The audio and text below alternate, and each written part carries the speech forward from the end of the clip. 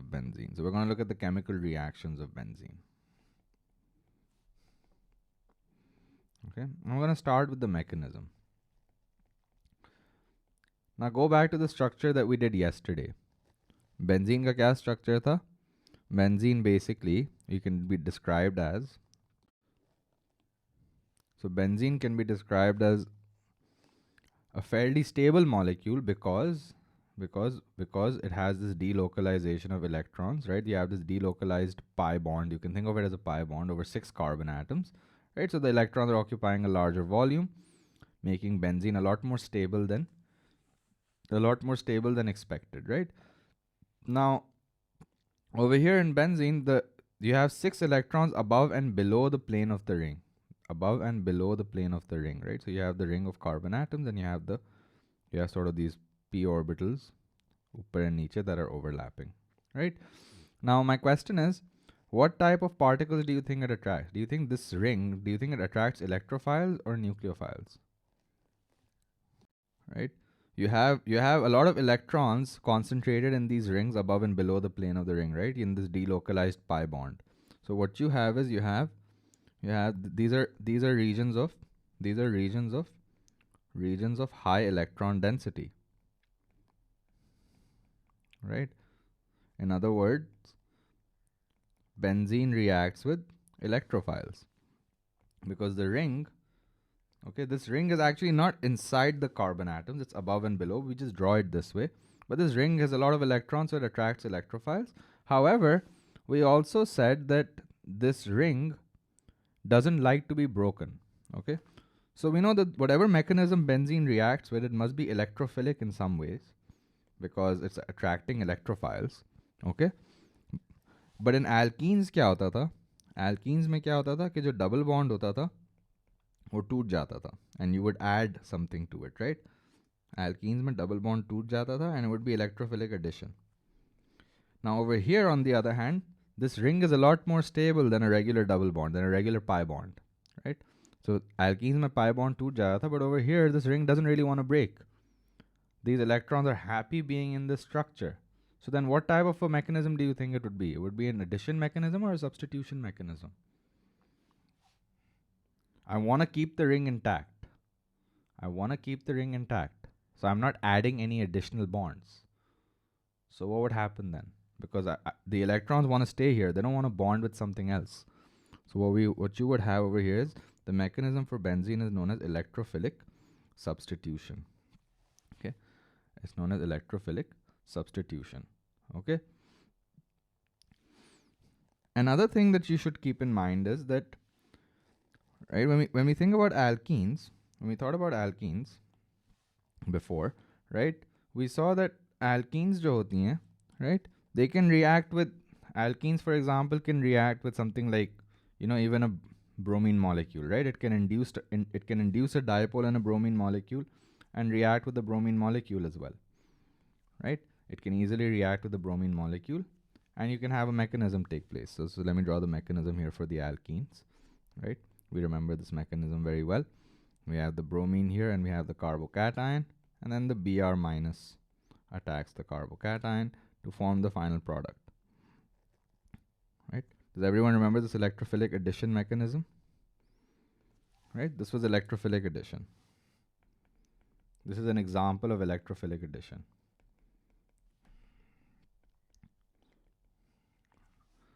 Right?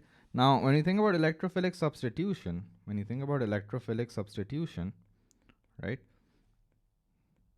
Again, you're thinking about benzene. Okay.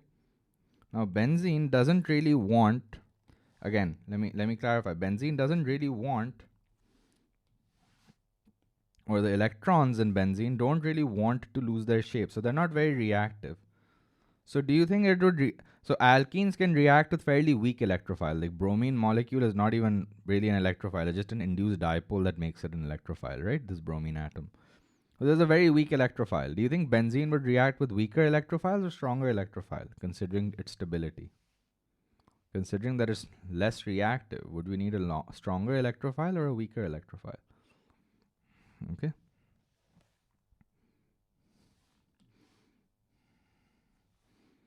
So whenever you're reacting benzene, okay, benzene only reacts with fully positively charged electrophiles, okay? So you need a positively charged electrophile, okay? So for example, alkenes के अंदर partial charge भी चल जाता था, right? Partial charges भी चल जाते थे, induced dipoles भी चल जाती थी. Benzene के लिए आपको पूरा fully positive charge चाहिए. It has to be a cation, okay? Only cations will react with, only cationic electrophiles will actually react with benzene, okay?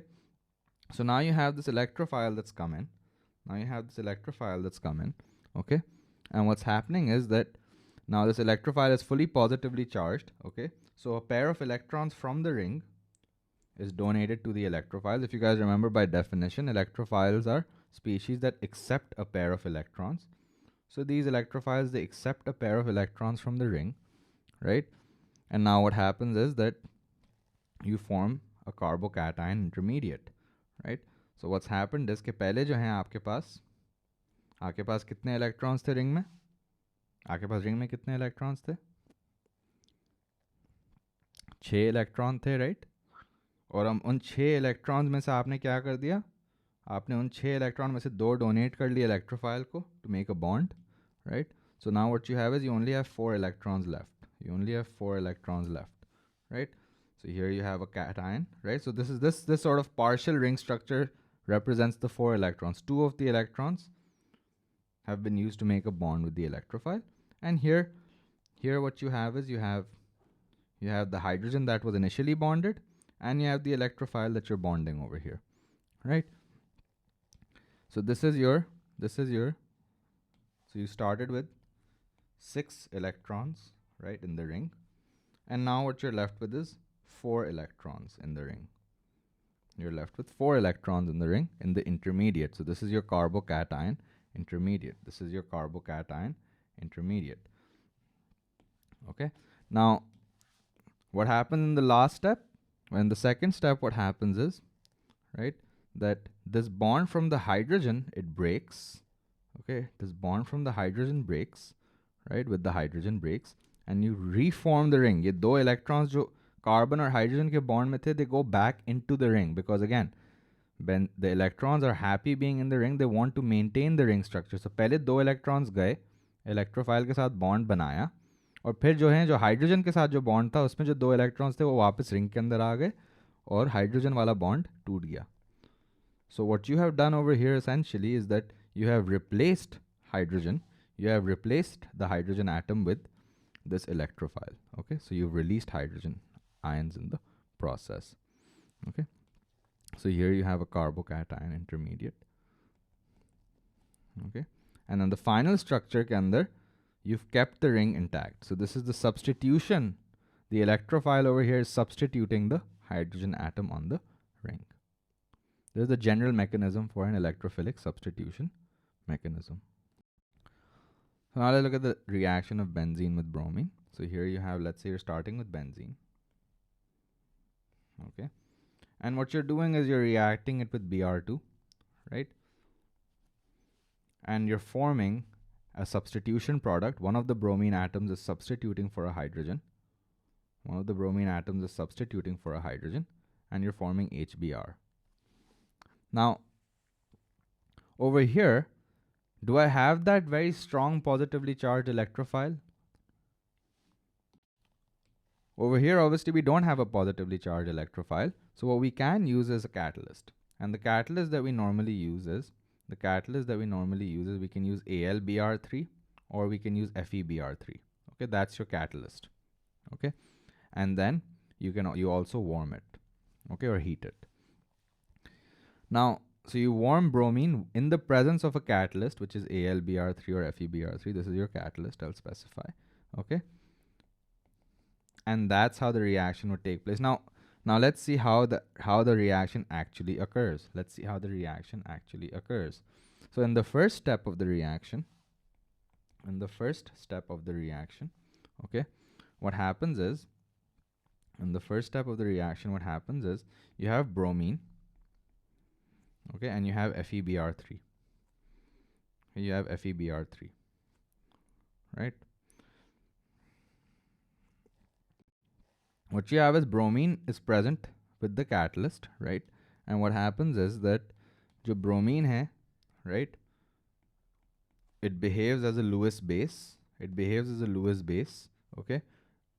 And FeBr3 behaves as a Lewis acid. In other words, what happens is the bromine essentially forms a dative bond with this, and this bond breaks, okay?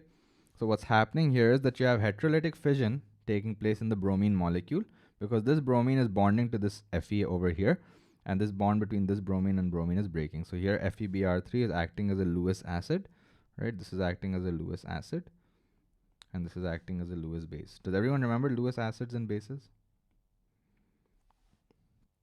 Right? So what's happening, because Lewis acids accept a pair of electrons, Lewis bases donate a pair of electrons, right? So here what happens is that the bonds between the two bromine atoms breaks heterolytically, okay? And what you end up forming is Br plus and FeBr4 minus. You end up forming Br plus and FeBr4 minus. Okay. For the exam, they don't really ask you to show this. For the exam, in the first step, what you should write is you should write this equation. You should say Br2 reacts with FeBr3, okay, to form Br plus and FeBr4 minus. Right? So this is the first step of the reaction for the exam. Okay? This is the generation, or this is how you generate the electrophile. The catalyst helps you generate the electrophile. So now do you have a positively charged electrophile, a cation that can act as an electrophile? Right? This is your electrophile. And now what happens next is, now that you have this positively charged electrophile, now you're ready to react with the benzene. So now what happens is that you have a benzene molecule. Okay, you have a benzene molecule, and you have this positively charged electrophile. Now this is a very strong electrophile. So what it does is it draws electrons out from the ring. Okay. It accepts a pair of electrons from the 6-center delocalized pi bond, that giant ring pi bond that you had, right? It accepts a pair of electrons, and what you form is this carbocation intermediate. So over here, again, 2 of the electrons have now been used to form a bond with the bromine. Okay, so you have this carbocation intermediate. You have a bromine that's bonded to it now, and you have an H. And now what happens is, because the ring wants to reform, right? It wants to reform. The ring is happy. The electrons are happy staying in a ring, right? The ring makes ring makes the compound a lot more stable. What happens is that the electrons from the hydrogen, the bond between the carbon and the hydrogen, are pulled back into the ring. Okay, and what happens is that you end up making the final product over here, which is, what's happened is, now that one of the hydrogen atoms has been replaced by a bromine, and the H plus is released, right? So this is how bromine has substituted for hydrogen on the benzene ring. So over here, what you had was, over here you had a carbocation intermediate.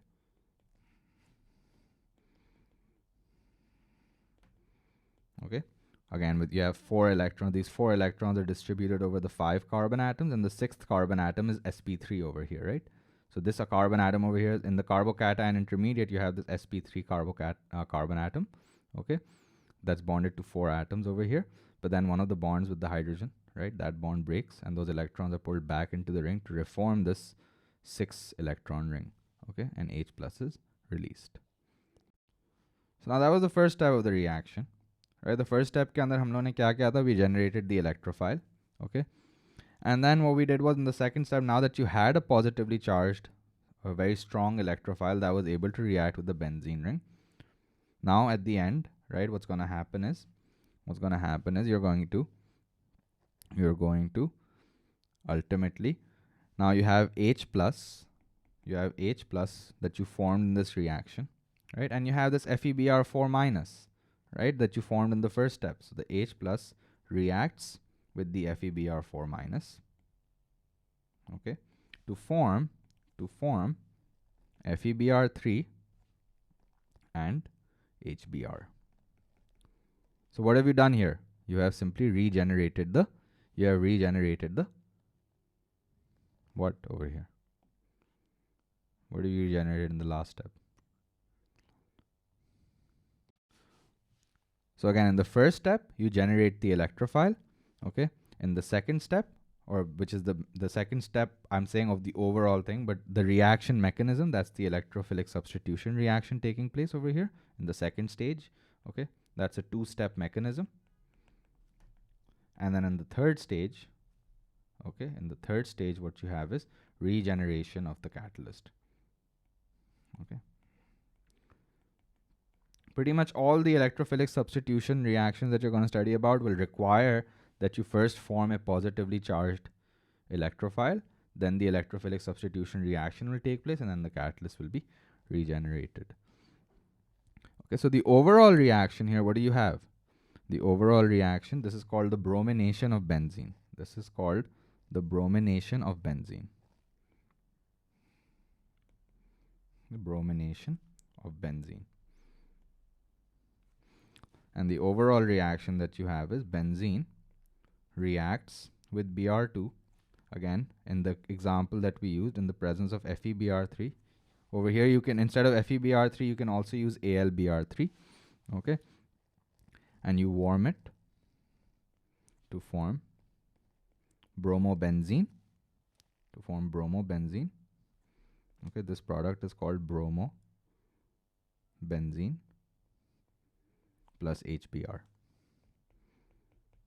Okay, that's your secondary product.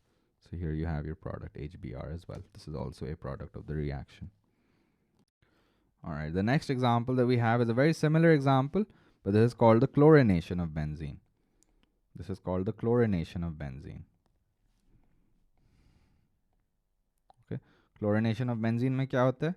You take benzene, okay, you react it with chlorine. Again, the catalyst that you're going to use is AlCl3, okay, or FeCl3. Usually we use AlCl3. AlCl3 is the most common catalyst that we're going to use, okay, for benzene K reactions. So we'll just say AlCl3, and again you warm it, okay, or gently heat it, and what you end up making is chlorobenzene. You make chlorobenzene, and you make HCl. All right, again AlCl3 is the catalyst, and it follows the exact same idea. In the first step, Cl2 reacts with AlCl3 to generate the very strong positively charged electrophile. Okay, then in the second step, the benzene ring reacts, the benzene molecule reacts with that electrophile. So you have this Cl plus over here, right? And now the reaction can take place, right? And you form this carbocation intermediate. It's going to show it like this time, right? And you have this bond between the hydrogen and the chlorine over here, right? And now what happens is, because the ring is highly stable, right, the electrons from the CH bond are pulled back into the ring, okay, and the 6 electron ring reforms, okay. So what you have is, in the final stage, you have this of the mechanism. The second step of the mechanism is when the H-CH bond breaks, and now you form chlorobenzene and H plus. Okay, that's the two-step mechanism. That's the second stage. And in the third stage, again, H plus will react with AlCl4 minus that was formed in the first stage to form AlCl3. That's, you regenerated the catalyst, and HCl. Okay, so again, your two products over here are chlorobenzene and HCl. All right, the next reaction that we have, okay, is called the nitration of benzene. Okay, the nitration of benzene. Nitration of benzene mein kya hota hai? We take benzene, okay, and what we want to do is we want to form this compound called nitrobenzene. Nitrobenzene mein kya hota hai? Basically, whenever I use the word nitro, Okay, the word nitro is used, the prefix nitro is used to describe an NO2 on the benzene ring. So nitrobenzene is this benzene ring with the NO2 on it. Okay, so this NO2 over here. So now this NO2 has replaced a hydrogen atom. Okay, and the reagent that we use for this reaction is nitric acid. Okay, you use concentrated nitric acid. Concentrated nitric acid. Okay, and the products are nitrobenzene and water. Okay, so this product over here is called nitrobenzene. The nitro is a prefix that represents the NO2 group. Okay, and you have nitrobenzene over here. Now again, this reaction is carried out in the presence of a catalyst. Okay, this reaction is carried out in the presence of a catalyst. The catalyst over here is concentrated sulfuric acid. Okay, and you also heat it to around 50 degrees Celsius. So you warm it again. Not heated very strongly. It's heated under reflux at around 50 degrees Celsius. Okay. Now again, we don't have a very strong electrophile. We need this NO2 plus electrophile. So in the first stage of the reaction, what you have is the sulfuric acid reacts with nitric acid. The concentrated sulfuric acid reacts with the concentrated nitric acid to form the catalyst. Okay, and you form HSO4 minus plus H3O plus plus NO2 plus. Okay, and we're going to balance this equation. You're going to have 2H2SO4 and 2HSO4 minus. You are expected to know this equation, guys. Okay, the first step. This is actually this is actually a 3-step reaction. I've just written the overall reaction. This is the overall reaction that shows how the catalyst is generated. So here you have your catalyst, which is NO2 plus.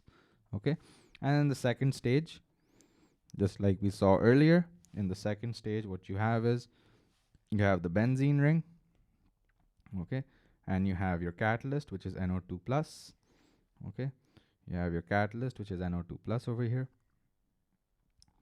And now what you can have is you can have a reaction take place. So now again the benzene. So again, the first stage, the electrophile was generated. In the second stage, what you had was this carbon atom, right? Forms a dative bond with this nitrogen atom. 2 of the electrons in the ring are sort of donated, right? This electrophile accepts a pair of electrons from the ring. And what you have is again this carbocation intermediate, where you now only have 4 electrons in this partially broken ring, right, or this broken ring over here, and you have an sp3 carbon over here with an NO2 and an H. And now because the electrons are highly stable in this ring structure, right, the electrons from the carbon and hydrogen bond are pulled back into the ring, right, and the ring is reformed, and the final product that we have is nitrobenzene. The final product that we have is nitrobenzene, NO2. Okay, and H plus is removed. So here we have the regeneration of the catalyst, and again, as I mentioned, like you have to know how the electrophile is produced, but you don't really need to know how the catalyst is regenerated. Okay, but it's good to know this equation anyways. I mean, you're just combining whatever you have here with whatever was left over there to get back sulfuric acid as your starting catalyst.